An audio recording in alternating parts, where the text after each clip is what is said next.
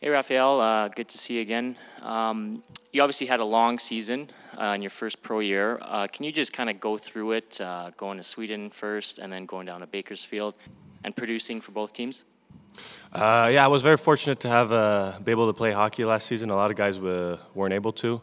I started off to Sweden because a buddy sent me there. Basically, knew someone, and then I ended up playing a whole season in Sweden. And afterwards, the AHL started, and I finished there. I think about 20 games in the playoffs. So I think it was a really nice experience. Was really fun, and was really good for me.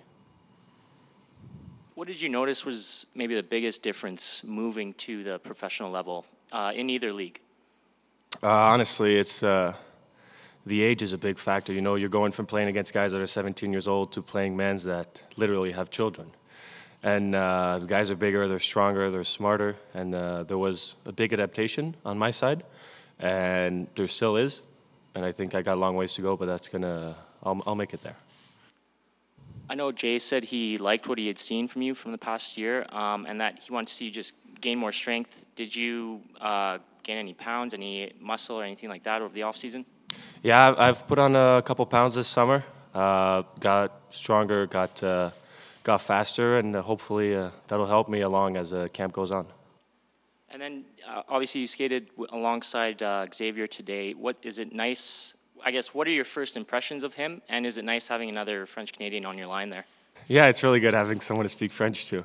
But yeah, Xavier is a tremendous hockey player. I mean, you see why he got drafted in the first round. He's really good. He's got a lot of skills. He's got a good shot on him, and I'm excited to see what he can do here.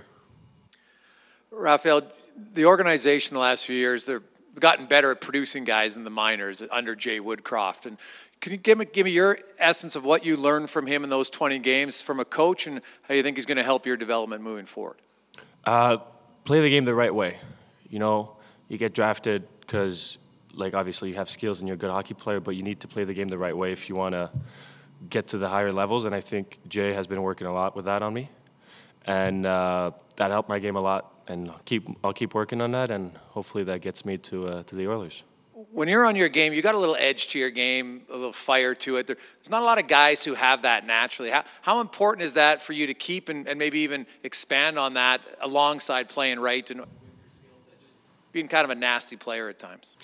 Well, you know, it's gonna be hard to do it with bigger guys and stronger guys. But I mean, I have to find a way to do it. That's my game. That's how I play. That's how I play hockey, and hopefully I can be successful with it. Raphael, can you tell us the differences when you're in Sweden on the big ice and then came back, suddenly you're back on the small ice in Bakersfield? The biggest difference, I hit a lot more in the AHL than in Sweden. You know, the American League is a tough league. It's a physical league, and that was something different for me, and I got used to it. Will it be different if the American League this year? Last year there were a lot of young players playing in the American League because of the taxi squads in the NHL. There'll be older players in the American League back because there's no taxi squads. Will that be more difficult for younger players to produce? Yeah, I think it will be. You know, the more older guys you got, the harder the league gets. But I think the only way to find out is to play there and see how it goes.